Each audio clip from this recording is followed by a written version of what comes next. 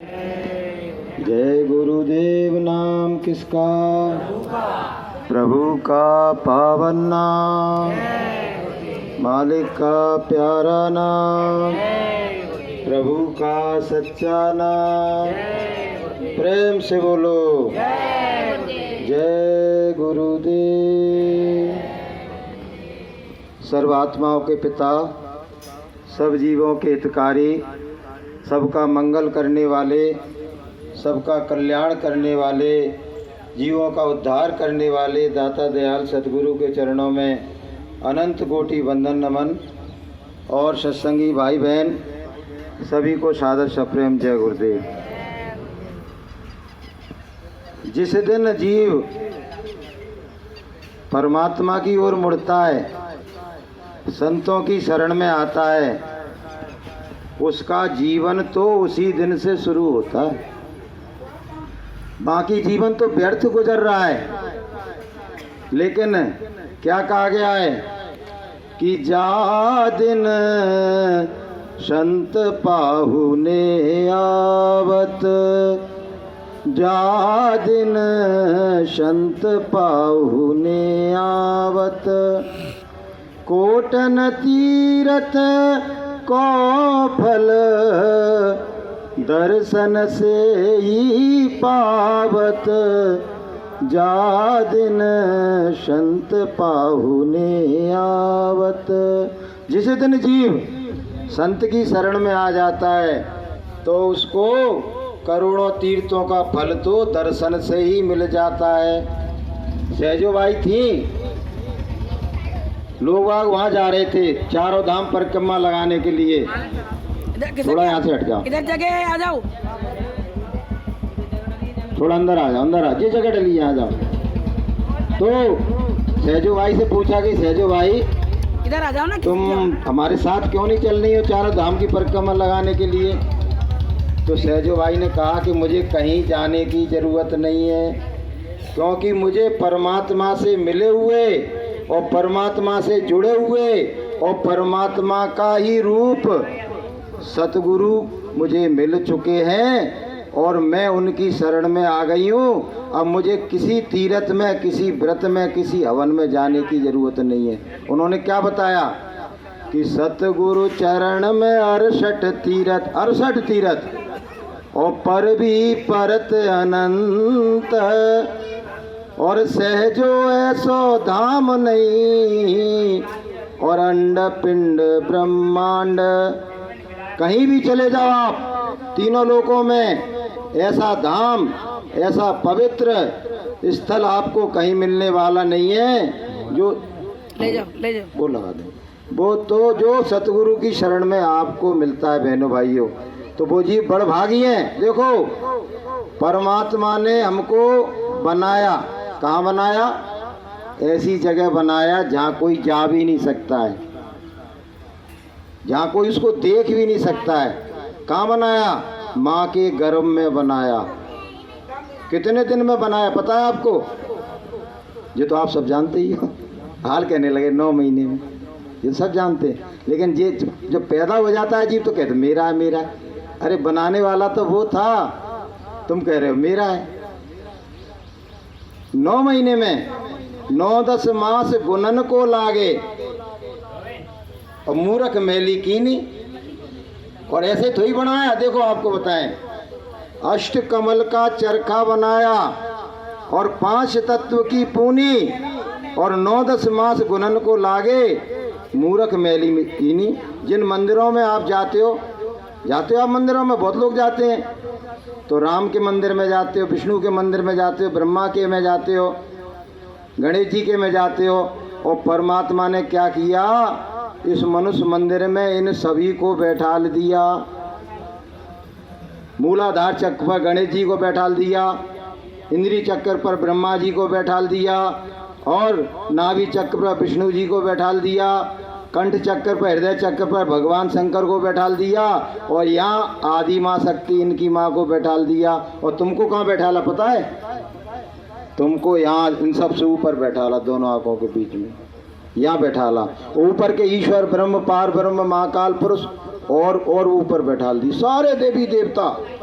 33 करोड़ देवता, 9 करोड़ दुर्गा, 10 करोड़ शंभु इसी मनुष्य शरीर में बैठे हुए हैं।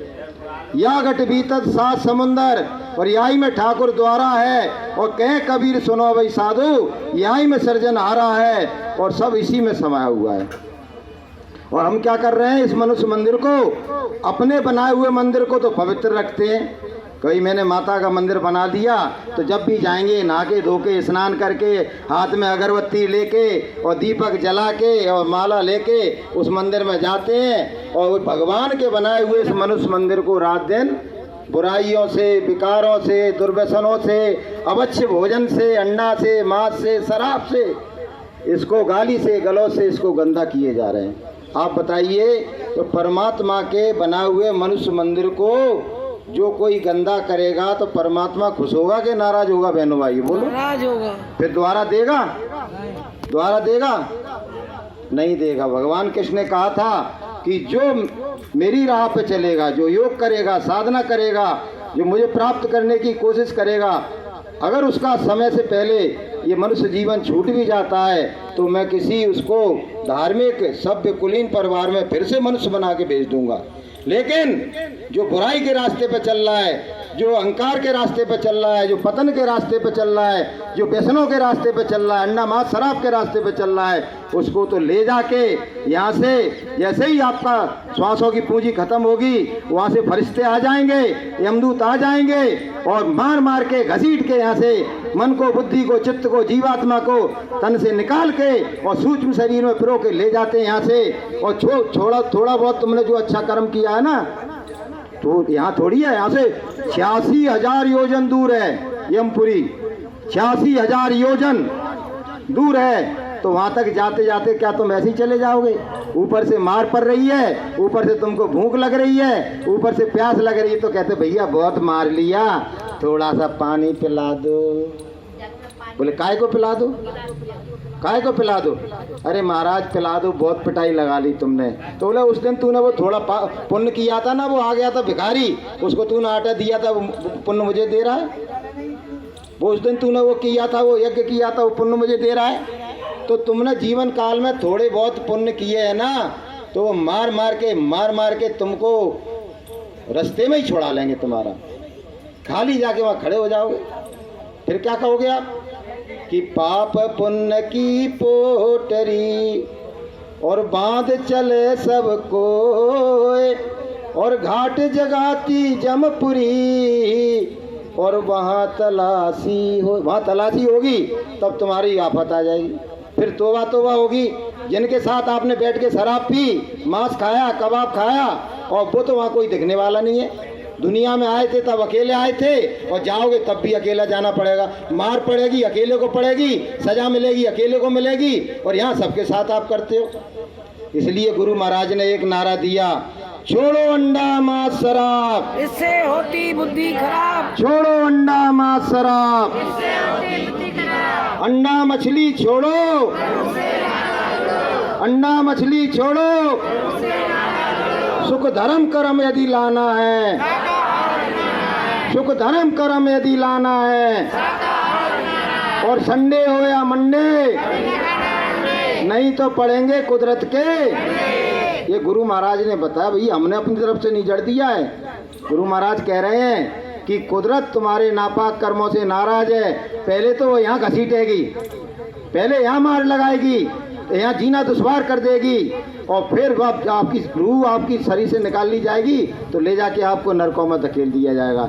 इसलिए हम गली गली में पिछले 3 माह से इसी बात का, गुरु महाराज के संदेश का प्रसारण कर रहे हैं। और आदेशात्मक नहीं, हाथ जोड़कर विनय हमारी, हम सभी नर नारियों से हाथ जोड़ के विनती कर रहे हैं, प्रार्थना कर रहे हैं कि आप शाकाहारी हो जाओ, आप सदाचारी हो जाओ, आप ईश्वरवादी हो जाओ, आप धर्म पे आरूढ़ हो जाओ, आप इंसानियत के और मानवता के धर्म को धारण कर लो। हम ये कभी नहीं कहते हैं कि हमारी संगत में आ जाओ और हमारे गुरुदेव की भक्ति करने लगो। अरे आपको जो अच्छा लगता है उसकी पूजा करो, हम क्यों कहें आप यहाँ आ जाओ, लेकिन कम से कम एक अच्छे इंसान तो बन जाओ, अच्छे मानव तो बन जाओ। जियो और जीने दो। मानव बनने का पहला सूत्र क्या है? जियो और जीने दो, और जो गल काटे और का, और अपना रहे कटाए, और साईं के दरबार में बदला कहूँ ना। दूसरों की गर्दन काटोगे तो एक दिन तुमको अपनी गर्दन कटाना पड़ेगी। बहनों भाइयों, देखो लोग कहते हैं हम तो खूब मांस खा रहे हैं, खूब शराब पी रहे हैं, भगवान ने का बिगाड़ मारो, तुमसे अच्छी जिंदगी जी रहे हम। देखो भगवान ने कुछ नहीं बिगाड़ा, लेकिन तुम्हारा मन इतना खराब हो गया है कि आपको कहते हैं ना कि ऊद और धर्म चर्चा भाती नहीं है, और बिना बुराई के और बुरे कर्मों के नींद आती नहीं है। तुम उस राह पे चल रहे हो जिस राह पे चल के तुमको नरक में जाना है, 84 में जाना है। अगर तुम्हारा मन अच्छा होता, तुम्हारा बुद्धि विवेक अच्छा होता, तो तुम सत्संग में आते, गुरु के ज्ञान चर्चा में आते, और वो चर्चा तुमको भाने लगती। मैं कल की एक बात बता के अपनी बात खत्म कर रहा हूँ। मैंने कल पहली बार, बाबा जी आए हैं क्या? शायद आज नहीं आए हो। वो बाबा जी वहाँ से बैठे, वहाँ से चले साहब, बोले मुझसे बोले बेटा मुझको बैठा लो मकबरा में। मैंने कि बाबा जी 2 लोग और बैठे हुए हैं। तो बोले मैं पैदल आ रहा हूँ। मकबरा में सत्संग था उधर जानकी मंदिर में। तो जब सत्संग खत्म हो गया तो बुजुर्ग बाबा कम से कम 75 साल के आए और हाथ जोड़ के खड़े हो गए और रोने लगे और बोले कि बेटा मैंने अपने जीवन में ऐसा सत्संग नहीं सुना है। और बेटा आंसू बह रहे उनके कि बेटा तुम जहाँ बुलाओगे वहाँ मैं आऊँगा, लेकिन मुझे अपनी संगत में शामिल कर लो। तो उनके पुण्य उदय हो गए, उनके पुण्य उदय हो गए कि जीवन की आखिरी क्षण में उनमें ऐसी भावना पैदा हो गई कि वो गुरुदेव की शरण में आने को तैयार हो गए और भगवान का भजन करने को तैयार हो गए। नहीं तो बहनों भाइयों, जुड़ के भी लोग गुरुदेव से जुड़ के हट जाते हैं और पाप कर्मों में रत हो जाते हैं। तो बोलिए प्रेम से। तो बहनों भाइयों, ये सोए का छोटा सा सत्संग रहता है। बड़ा सत्संग कल आपने वहाँ सुनाई 2 घंटे का। तो अपन गुरु महाराज की विनती और प्रार्थना करेंगे। तो बोलिए प्रेम से।